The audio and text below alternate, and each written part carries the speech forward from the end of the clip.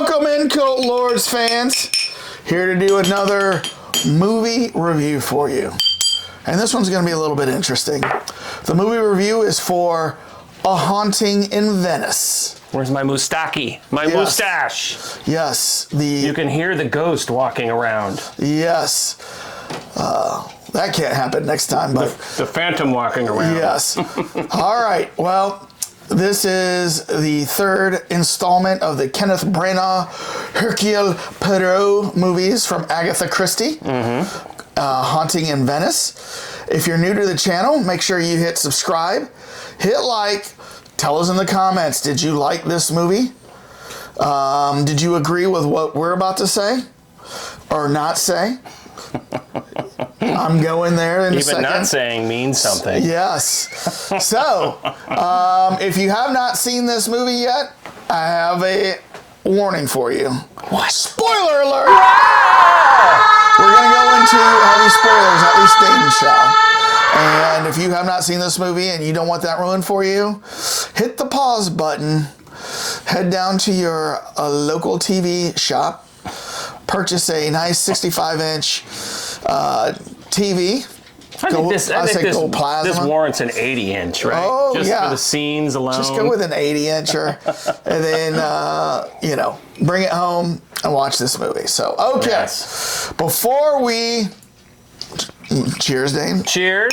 Before we talk about this movie and tell you what we think, we always like to feel what the general population felt, the gen pop. What all the gondoliers in the vicinity think about these kind of movies. So let's go over... Solo mio, what's up with Rotten Tomatoes? Let's see what Rotten Tomatoes has to say. So Dane, take your guess of what the critics gave this. My guess is going to be a lot of unhappiness. So I'm going to go a 4.5 on the critics. 45%, okay, on the critics. And I'm going to go like a 51% on the audience. So what did you say, 45 and 51. Okay. Well, Dane. Because I don't look at these. The critics gave this a 76%. No! Yes. However, okay. The audience gave it a 77%. Wow, okay. Guess they liked it. I guess people, I guess if you're into these kind of Agatha Christie novels and movies, yeah, okay. Maybe you were okay with it. So guess what, folks? Yes. We don't have cards this time. No. With scores. Why? Why, pray tell? Please. Because it wouldn't be complete. Dane, you have to give us, what would your score have been on this? Oh, I actually was, I probably would have been a 6.5. 65%? Yeah. I'm going to be NA, not available. Why? Because I started this movie. And then the couch just called you. And I was so bored that these eyes got heavy. And I conked out for probably 30, 40 minutes of this movie. Woke up just for the very end, missed all the key details. Couldn't tell, didn't want to go back and rewind either. I feel like I should be bringing this out. I don't know. Shame bell. So I don't have a score. I don't have a score for this. We don't have a score for that for Monsieur JR. So, and that's why we're doing this quick way, because, in one way or another, we gave it the effort. He gave it more effort. I thought it was boring. Fell asleep. Right. Yes. So, I thought, yes. There was a couple of times where I'm like, this movie is dragging. Oh my God. Tina Fey, bad casting. I've seen a million of these so-called psychics, each one a flim-flam fake. She couldn't stay in character. I kept seeing, she was supposed to be the sassy New York lady, the writer, and she kept switching in and out with, her regular SNL. And Michelle Yeoh, I did see how fast she went in this movie.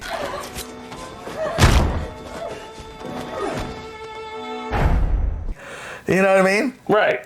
She's barely even used in this movie, right? Oh, yeah. So, she came in and she played the mysterious seance person.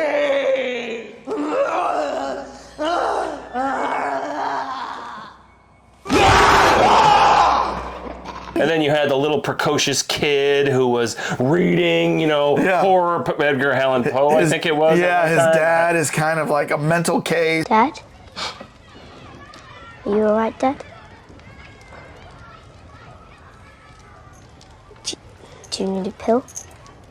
Well, his dad has PTSD from World War II, and then the mom, who was from Yellowstone? We should say, is that the mom? Yeah, it's the same woman, the British actress. But we should say the whole impetus here was that Hercule Poirot was retired. Yeah, and that Tina Fey's character, who is a mystery writer, who has based some of her things on his background, has decided, hey, I'm going to get this guy in here to figure out why this woman's daughter died. Right. And it's got to be haunting. Yeah. It's got to be a ghost, or it's got to be, and so she's, comes up.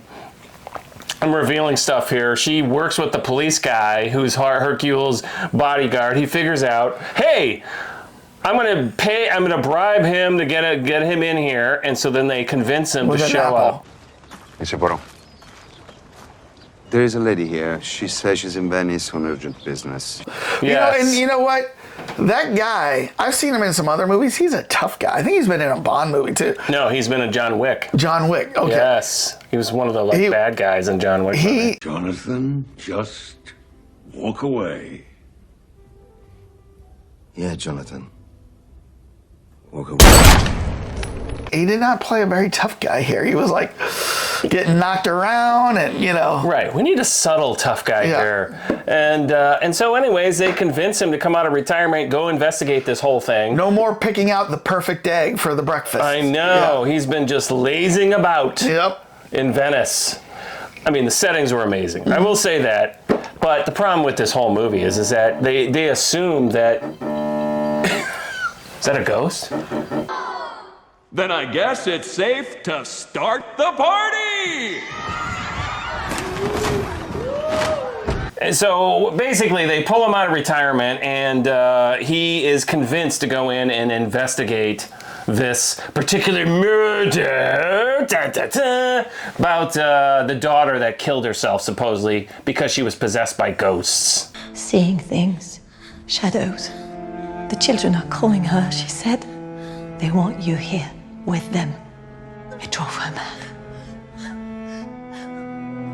In this old Venice mansion. So he gets in there reluctantly, and there's like a whole Halloween element with kids and stuff like that. And basically, he's just walking around, watching things. I don't know if you saw that part or not. And, this is still early. Bobbing for apples. Yeah. So, but I mean, I think the problem with this movie, and this is where I think that it fell down, is that they didn't give a lot of character background. They just assumed you knew everybody. Right. And so you got Michelle Yeoh playing, they bring a seance person in who's the best paid person in the world who can talk to the dead. Yeah. And she does this whole thing. And so Poirot, in one way or another, figures out, oh, you did this, you pulled this string, and it made the chair spin and all this other crap. But what he could not figure out was he kept seeing ghosts. Yes.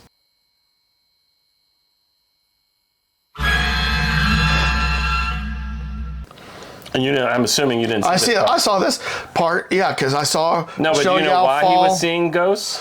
Because he was felt guilty about something. No, well, right? there was a little element of that. No, Yeah, what happened was, so we're going to cut, this is where we're cutting to the chase. All right, cut to the chase. I'm not going to tell you who did it. I'm going to ask him in the end, based on all this. So you had the precocious kid, you had the mom, you had also the nanny. The nanny. You had the Tina Fey character who was the mystery writer who was hell-bent on getting in. She's not been doing well. You had the bodyguard, you had the kid and his dad. Right. Dad, me. I'm right here. So what he does with the kid is he all of a sudden realizes that the mom has planted, there's a garden up on the top, and she puts in a very specific type of flower up there. So there's bees up there, they make their own honey. The bees take in that flower, the flower has a narcotic in it. Okay. And so when they make the honey, the He's seeing things because of the they honey? gave him honey, and Okay. he's all of a sudden seeing, like, you know, visions of different things, the girl, so that's where his guilt comes in on different things. And the seance, as you pointed out, one person after another starts getting killed. The woman, obviously the impetus was the daughter. The second one was the seance, Michelle Yao, and they're all dramatically getting killed, pushed out of 3-story building, impaled on like a... Yeah, I saw that part. The dad gets killed by like a cut across the throat. No, didn't see with that a part. sword. Yeah, you didn't see that part. I was in La La Land. Yep. Okay. There was some other people that got killed in the place, if I remember correctly, and so in the end, Hercule locks all the doors and says, "Nobody can leave. The killer is still here." And he blaze out. You know, he realizes the honey. Never seen that trope used before. I mean, you know, to your point, there was so many parts, and I'm like, oh my God, I can't believe how ridiculous this movie is dragging, because you weren't pulled into it. Yeah. Right? I mean, you were completely bored, and I agree. I mean, I was like half the time, like, I'm gonna like tough it out, but please. So I'm sure he solves it at the end. Yes, he solves it in the end. So who do you think who was the killer of the girl in the beginning? I'm gonna take a guess. Tina Fey did it so she could pull Hercule Poirot back into the world. The clue is, I don't know that. in the end, who planted the flowers that caused the narcotic? The mom? Yes. Oh, so she was the killer? So what was happening is that, the other guy that was there was the former husband of the daughter. Because they were supposed to, I skipped over a part here. But what was happening is that she was so distraught and upset about her daughter about to run off with this, you know, playboy chef from Chicago, by the way. She decided to slowly poison her with this narcotic honey in her tea. Okay. And what ended up happening is the mom was not meaning to poison her. It was just enough to keep her perpetually bedbound. And then the nanny one time covered for the mom who was staying up every night, and she gave her like a full dose of honey versus a little tiny bit in her tea, and that's what drove her crazy. And then she ran out the window because she thought ghosts were chasing her and killed herself outside. So was the payoff worth it? No.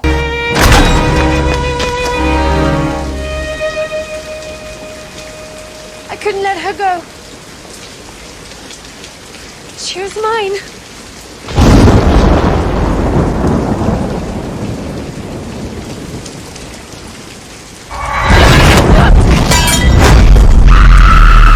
Okay.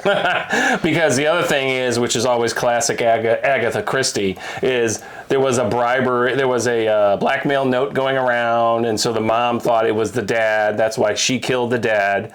At one point, she killed Michelle Yao because she thought she was in on it with Tina Fey. And then you find out that it was the little boy that was sending the blackmail notes because he wanted the mom to, I don't know, provide more money or something like that. I can't remember what it was. But I mean, you know, it was like, there was a lot of like, oh, who did this? Who caused this? What was the issue here? I mean, the biggest thing that was interesting probably in the entire takeaway was, you can get a narcotic drug stuck in honey from bees. That was pretty much it. Yeah. So, yeah. What do you think?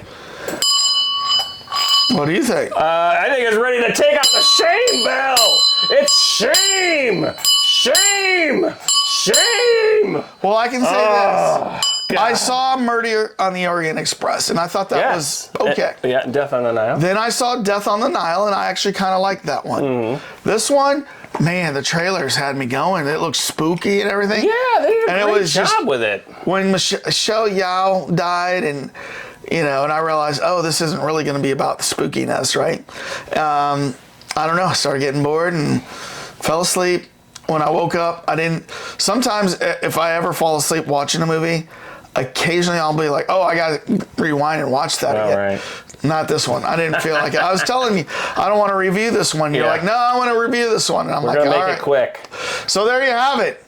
What did you think? Did you fall asleep during this movie? Thumbs down. Shame, Bell. Shame. Did you fall asleep during this movie, or did you finish it? Yeah. And if you finished it, did you like it? Did you not like it? I mean, I don't know. the only people I can see liking this movie is like, oh, I'm a hardcore Agatha Christie fan. I read the book and I would 76 and 77%. I don't get that because, I mean, it just did not move very well. It was like a lot of jerkiness. You were kind of like, I don't know. It was just odd. I had the same. The majority of people, the gen population, the gen pop, if you will, they liked it, and we didn't. Yeah, So, even the critics liked it too. Yeah. Which I was kind of thinking, I think what threw people is that it was a nice setting. It was haunting from a certain level, but it was just not well done. God. We'll see if, because of that, I don't know how much they made at the theater, but if they're like, let's do another one. Yeah. Another one. I think she wrote something like 57 novels or something. Well, not all with Hercule Poirot, though. Oh, yeah, right. But yeah. We'll see. My parents watch a lot of the Sherlock Holmes movies, and they've been going through trying to watch every Sherlock Holmes movie ever made. Wow. From like the guys from the 30s, the 40s, and there's been different generations of different people playing them. Frank Langella playing them, Peter Cushing playing them, like Basil Rathbone. I think he was his the name. Classic that everyone remembers. Everyone likes him the best. Yeah. But we were saying, who are the three major detectives out there in the literature world? Sherlock Holmes, Hercule Poirot, and who? In the detective world, who's the third? The third major one. When you say it, I'm like, oh. It's like the Trinity of detectives. Well, I can't think of it. Go ahead. It is Charlie Chan.